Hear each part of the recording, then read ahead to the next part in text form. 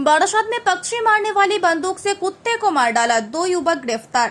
घटना बारासात मैना अर्दाबाग इलाके की है। इलाके में आम लोगों की शिकायत थी कि उस इलाके में एक युवक पक्षी मारने वाली बंदूक से पक्षियों को मारता था।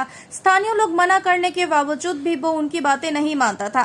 बारासात थाने में कई बार इसकी सूचना देने के बाद भी कोई समाधान नहीं हुआ। आज दोपहर के वक्त अचानक से इलाके के लोगों ने तेज आवाज सुनी।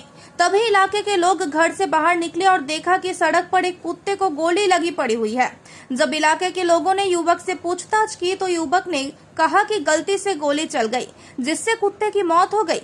कुत्ते की हत्या को लेकर इलाके में सनसनी फैल गई। बारासात पुलिस मौके पर पहुंची। बारासात थाने की पुलिस ने इस घटना में 2 युवकों को पहले ही गिरफ्तार कर लिया है और उन युवकों के पास से पुलिस ने पक्षी मारने वाली बंदूक भी बरामद कर ली।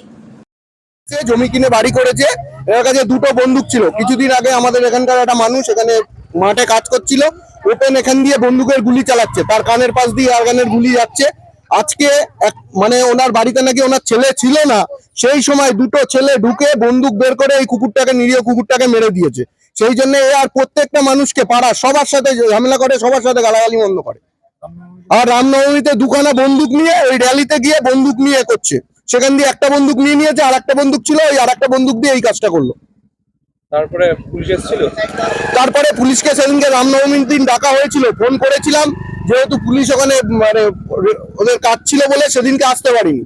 তারপর থেকে আমরা বললাম আর আসতে হবে না ওনাদেরকে, যেহেতু মিটে গেছে আমাদের, কিন্তু সেই একই কার্যকলাপ আবার করেছে। আজকে পুলিশ এসেছিল। হ্যাঁ, আজকে পুলিশ এসেছিল, ওদেরকে তুলে নিয়ে গেছে।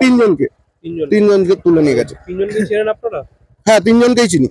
একজনকে চিনি না, দুজনকে চিনি। এলাকার না, এলাকার একটা ছেলে, আমাদের এলাকার একটা ছেলে, এই বাড়ির ছেলেটাই, আর বাকি দুখানা ছেলে অন্য জায়গার ছেলে।